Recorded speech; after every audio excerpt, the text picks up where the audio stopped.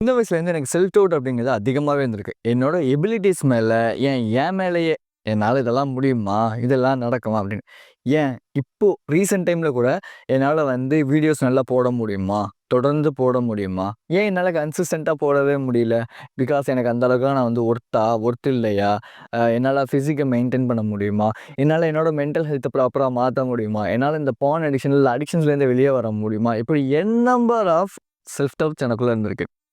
But இதெல்லாம் நான் over come பண்றதுக்கு, நான் பெருசா எந்த ஒரு விஷயமும் பண்ணவே இல்ல. பிகாஸ் இந்த செல்ஃப் டவுட் அப்படிங்கிறது, செல்ஃப் சாபடாஜ் அப்படிங்கிற ஒரு விஷயத்த எனக்கு கிரியேட் பண்ணுச்சு. இந்த செல்ஃப் சாபடாஜ் அப்படின்னா, என்ன நானே கேவலமா வந்து நெனச்சுக்கிறது. ஓகேவா? லைக் வந்து எப்படி சொல்றது அப்படின்னா, இப்போ ஒரு சில பேர் வந்து ரிலேஷன்ஷிப்ல இருப்பாங்க. நமக்கு அத பார்க்கும்போது எப்படி இருக்கும்னா, எனக்கு ரிலேஷன்ஷிப்பே செட் ஆவல. ஏன் அப்படின்னா, நம்மலாம் இப்படிதான்ப்பா. நமக்கெல்லாம் செட் ஆவாது. பிகாஸ் நம்மளோட எக்ஸ் கேர்ள் ஃப்ரெண்ட் வந்து நீலாம் 0 ஒர்த்து. உனக்கெல்லாம் எதுவுமே செட் ஆவாதுன்னு சொல்லிட்டாங்க. ஸோ இந்த ஒரு பிலீஃப் இருக்குல்ல. இந்த ஒரு விஷயம் என்னாச்சுன்னா, எனக்கு செல்ஃப் டவுட்ட கிரியேட் பண்ணுச்சு. இந்த செல்ஃப் டவுட் என்ன பண்ணுச்சு அப்டின்னா, எனக்கு செல்ஃப் சாபடாஜ கிரியேட் பண்ணுச்சு. இந்த செல்ஃப் சாபடாஜ்னா என்ன நானே மட்டமா ட்ரீட் பண்ணிக்கிறது இல்லையா? ஸோ இதனால நான் என்ன பண்ணிட்டேன்னா, எனக்கு ஒண்ணுமே கிடைக்காது. நான் எதுக்குமே ஒர்த்தே கிடையாது. நான் ஒரு 0 ஒர்த்து. ஸோ இப்படி நம்பர் ஆஃப் தாட்ஸ் வந்து எனக்குள்ள வந்து ஓடிக்கிட்டே இருந்துச்சு. ஸோ எனக்கு இந்த லா ஆஃப் அட்ராக்ஷன் அப்படிங்கிறது ரொம்ப பிடிக்கும். ஏன் அப்படின்னா, இது என்னோட பிரெயின ப்ரோகிராம் பண்ணுது அப்படிங்கிறதுக்காக. ஸோ இதனால நான் வந்து ஓகே நம்ம லா ஆஃப் அட்ராக்ஷன் வந்து யூஸ் பண்ணலாம். இப்படி நெறைய விஷயங்கள் பண்ணும்போது, எனக்கு நான் நெனச்ச ஒரு சில மேனிஃபெஸ்ட் பண்ண ஒரு சில விஷயங்கள் நடக்கவே இல்ல.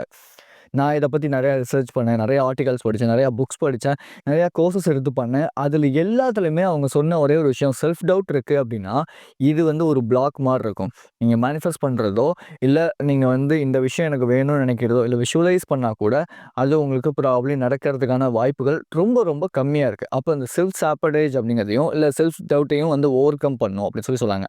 பிகாஸ் இந்த செல்ஃப் சாபடேஜ் இல்லன்னா இந்த செல்ஃப் டவுட்ஸ் அப்படிங்கிற இந்த ஒரு எமோஷன்ஸ் இருக்கு இல்லையா? இது இருக்கிறதுலயே ரொம்ப ரொம்ப low frequency vibration, low frequency எமோஷன்ஸையும் தாண்டி இந்த நம்ம லைஃபே வந்து கெடுக்கிற ஒரு விஷயம். நம்மளோட பொட்டன்ஷியல இந்த 2 விஷயங்களும் நம்மள பார்க்கவே விடாது. யோசிச்சு பாருங்களேன். நீங்க ஒருத்தர வந்து மட்டமா ட்ரீட் பண்றீங்க. இவர் இப்படிதான்ப்பான்னு சொல்லி நெனச்சுட்டு அவர்கிட்ட அந்த விஷயத்த சொல்லிக்கிட்டே இருந்தீங்கன்னா, அவர் அதே மாரி தான் நடந்துக்க ஆரம்பிப்பாரு. பட் இதுவே ஒரு சின்ன பையன்ட்ட போயிட்டு, "ஏய் சூப்பரா படிக்கிறடா, செம்மையா படிக்கிறடா, மாஸா படிக்கிறடா" இப்படின்னு நீங்க சொல்ல சொல்ல சொல்ல, அவன் ஆட்டோமேட்டிக்கா என்ன பண்ணுவான்னா, அதுக்கேத்த மாரி படிக்க ஆரம்பிப்பான். ரைட்? ஆனா நீங்க அதே பையன்ட்ட போயிட்டு, "ஏய் என்னடா மார்க் எடுக்குற? என்னடா படிக்கிற? என்னடா எழுத்தே கேவலமா இருக்குன்னு" சொல்லிட்டீங்க அப்படின்னா, அவனே செல்ஃப் டவுட் வச்சுக்கிறதுக்கு ஆரம்பிப்பான். ஒருவேள இந்த அண்ணன் நான் எது எழுதுனாலும் தப்புன்னு சொல்லிருவாரோ? ஒருவேள உண்மையாலுமே என் எழுத்து கேவலமா இருக்கோ?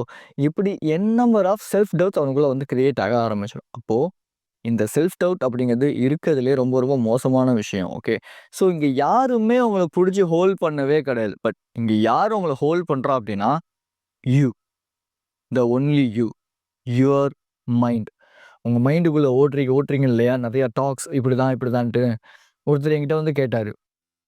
இந்த மாரி நான் வந்து பாசிட்டிவா பேசுனா, பாசிட்டிவா அஃபர்ம் பண்ணா எனக்குள்ள நான் சொல்லிட்டே இருந்தா எல்லாமே நடந்துருமா? அப்படின்னு. ரியாலிட்டி என்ன அப்படின்னா, நீங்க எவ்வளோக்கு எவ்வளோ கெட்ட விஷயங்கள பேசுறீங்களோ, அது உங்க லைஃப்ல நடக்குது அப்படின்னா, கெட்ட தாட்ஸ் வருது, கெட்ட நெகட்டிவான எமோஷன்ஸ் இருக்கு. இதெல்லாம் வந்து உங்களுக்கு வந்து நடக்குது அப்படின்னா, ஏன் பாசிட்டிவான எமோஷன உங்களுக்குள்ள நீங்க ஆட்டோ சஜஷன்ஸா இல்ல மேனுவலா கொடுக்க, இல்ல எம்பவரிங் தாட்ஸா கொடுக்க, ஏன் அது மாறாதுங்கிறது தான் என்னோட கேள்வி. ஜஸ்ட் ஜஸ்ட் உங்களோட பெர்ஸ்பெக்டிவ அந்த கடிவாளம் கட்டின குதிரை மாரி இப்படியே இல்லாம, கொஞ்சம் டைரக்ஷன மாத்தி கடிவாளத்த எடுத்துட்டு பாருங்க. எல்லா விஷயத்தையுமே லாஜிக்கா திங்க் பண்ணணும்னு அவசியமே கிடையாது. பிகாஸ் லாஜிக்கா நீங்க எவ்வளோக்கு எவ்வளோ திங்க் பண்றீங்களோ, அவ்வளோக்கு எவ்வளோ நம்மளோட பொட்டன்ஷியலையோ, இல்ல நம்மளோட வந்து ஒரு அ அ என்ன சொல்லுவாங்க அது பேரு? நம்மளோட பொட்டன்ஷியலோ, இல்ல மத்த விஷயங்களையோ நம்மளால வந்து எக்ஸ்ப்ளோர் பண்ணவே முடியாது லைஃப்ல. எவ்வளோக்கு எவ்வளோ இல்லாஜிக்கலா திங்க் பண்றீங்களோ, அவ்வளோக்கு அவ்வளோ உங்க லைஃப்ல வந்து வேற மாரி இருப்பீங்க. லெட்ஸ் சே இன்னைக்கு இருக்க பிசினஸ் மேன், சக்சஸ்ஃபுல் பீப்பிள் எல்லாருமே அவங்க செல்ஃப் டவுட்ஸ் இருந்தவங்க தான், இருக்கிறவங்க தான். பட் இருந்தாலும் அத எப்படி அவங்க ஓவர் கம் பண்ணாங்க? எப்படி அவங்க ஓவர் கம் பண்றாங்க? எப்படி அவங்க லாஜிக்லேருந்து இல்லாஜிக்கலா திங்க் பண்றாங்க அப்படின்னு பார்த்தீங்கன்னா, செல்ஃப் லவ் பண்றாங்க. அவங்கள அவங்க நேசிக்கிறாங்க. ஒரு ஒரு விஷயத்தையும் அவங்க நேசிக்க ஆரம்பிக்கிறாங்க. ஸோ நான் படிச்ச நம்பர் ஆஃப் புக்ஸ்லயும் சரி, இல்ல வந்து ஆர்டிகல்ஸ்லயும் சரி சொல்லியிருந்த ஒரே ஒரு விஷயம் என்ன அப்படின்னா, செல்ஃப் லவ்.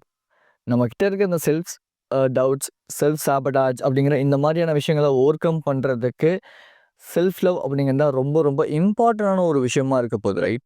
ஸோ அப்போ இந்த செல்ஃப் லவ்வுக்கு என்ன பண்ணணும் அப்படின்னா, மேக்ஸிமம் ஆஃப் டைம் நான் பண்ண ஒரே ஒரு சிம்பிளான ஒரே ஒரு ட்ரிக்கை நான் உங்களுக்கு சொல்லித்தரேன். இது கண்டிப்பாக உங்களுக்கு ரொம்ப ரொம்ப எஃபெக்டிவாக இருக்கும். மிரரிங் டெக்னிக் அப்படிங்கிறது. மிரரிங் டெக்னிக்னா ஒன்றுமே கிடையாது. ஓகே, ஜஸ்ட் ஒன்றுமே கிடையாதுன்னா அப்புறம் எதுக்குடா சொல்றேன்னு கேட்காதீங்க. மிரரிங் டெக்னிக் அப்படின்னா, ஜஸ்ட் நீங்கள் மிரர் முன்னாடி போய் எந்திரிச்சு நின்று உங்களோட கண்ணோட மிரரில் இருக்கிற அந்த கண்ணை பார்த்து நீங்க நல்ல விஷயங்கள் ஐ ஆம் கான்ஃபிடென்ட், ஐ ஆம் எனஃப், ஐ ஆம் வொர்த்தி இப்படிங்கிற இந்த மாதிரியான ஸ்டேட்மெண்ட்ஸை கொடுக்க ஆரம்பிங்க. ஸோ ஏன் கண்ணை பார்த்து கொடுக்கணும் அப்படின்னா, கண்ணை பார்த்து கொடுக்கறது மூலயமா ஒரு பயங்கரமான ஒரு எனர்ஜி ஒன்று கிரியேட் ஆகும். நீங்கள் வேணால் அந்த விஷயத்தை இப்போ கூட நீங்கள் ட்ரை பண்ணுங்கள். இந்த வீடியோ பாஸ் பண்ணிட்டு டைரெக்டாக ஒரு மிரர் எடுங்க. உங்கள் பாத்ரூம்லேயே எங்கேயோ இருக்கும். ஃபஸ்ட் டைம் வந்து பார்த்து பேசும்போது கொஞ்சம் ஒரு மாதிரி ஆக்வர்டான ஃபீலிங்காக தான் இருக்கும். என்னடா இது அப்படிங்கிற மாதிரி இருக்கும். பிகாஸ் எனக்கு சின்ன வயசுலேருந்து இந்த மிரர் பார்க்கறது பிடிக்குங்கிறதுனால எனக்கு இந்த ஒரு விஷயம் பழகிடுச்சு. பட் புதுசா இந்த டெக்னிக் பண்றவங்களுக்கு, ஐ மீன் புதுசா இந்த கண்ணாடி பார்க்குறவங்களுக்கு, பார்த்து ரசிக்கணும்னு நினைக்கிறவங்களுக்கு, ஃபர்ஸ்ட் டைம் கொஞ்சம் இல்ல, ரொம்ப ரொம்ப ஆக்வர்டா இருக்கும். பட் போக போக போக இது மாறிடும். ஆனா, இந்த விஷயத்த நீங்க ஃபேஸ் பண்ணி தான் ஆகணும். ஜஸ்ட் மிரர் போய் பாருங்க. மிரர்ல உங்களோட கண்ண பாருங்க. I am confident. I am good enough. I am worthy. I am positive. இப்படிங்கிற உங்களுக்கு என்ன ஸ்டேட்மெண்ட் தேவையோ, அந்த ஸ்டேட்மெண்ட்ட வந்து குடுக்க ஆரம்பிச்சீங்க அப்படின்னா அப்படின்னா, கண்டிப்பா உங்களோட இந்த செல்ஃப் டவுட்ஸ் அப்படிங்கிறது ஓவர் கம் பண்ண முடியும். லெட்ஸ் சே அ எனக்குமே நெறைய செல்ஃப் டவுட் இருந்திருக்கு தான். ஓகே. இப்போ ரீசென்ட் டைம்ல கூட எனக்கு செல்ஃப் டவுட் இருக்கு தான்.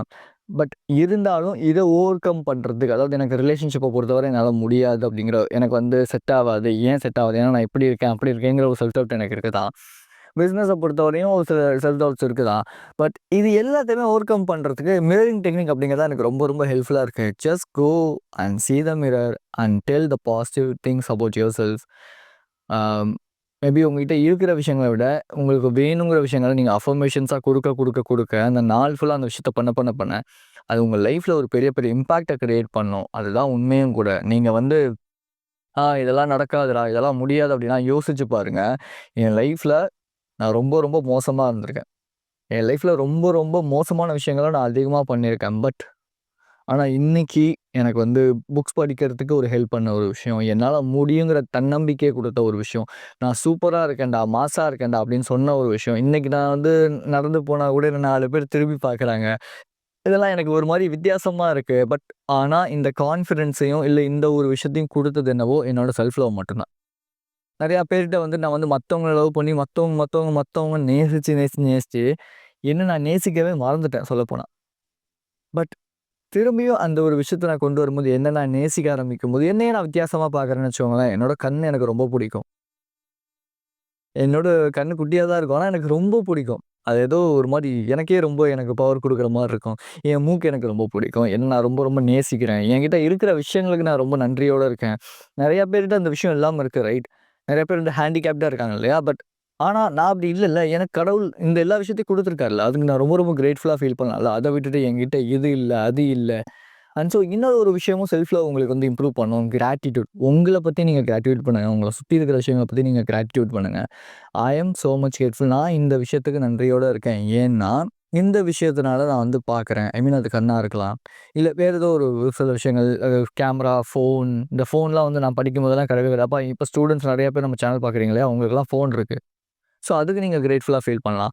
இப்படி நம்பர் ஆஃப் திங்ஸ் நீங்க கிரேட்ஃபுல்லா ஃபீல் பண்ணலாம். மிரரிங் டெக்னிக் யூஸ் பண்ணுங்க. இது எல்லாமே உங்களோட செல்ஃப் டவுட்ட அடிச்சு உடைச்சு உங்கள ஒரு புது ஒரு மனுஷனா மாத்தும்.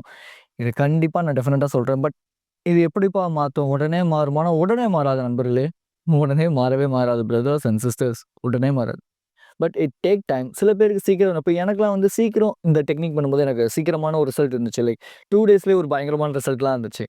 மேபி நீங்க ஸ்டார்ட் பண்ணும்போது ஒரு நம்பிக்கையோட ஸ்டார்ட் பண்ணீங்க அப்படின்னா, சீக்கிரமாவே உங்களுக்கு அந்த ரிசல்ட்ஸ் இருக்கும். ஸோ ஸோ நான் பெர்சனல் ஆன்லைன் கோச்சிங் ஸ்டார்ட் பண்ணியிருக்கேன். குரூப் கோச்சிங்கும் இருக்கு.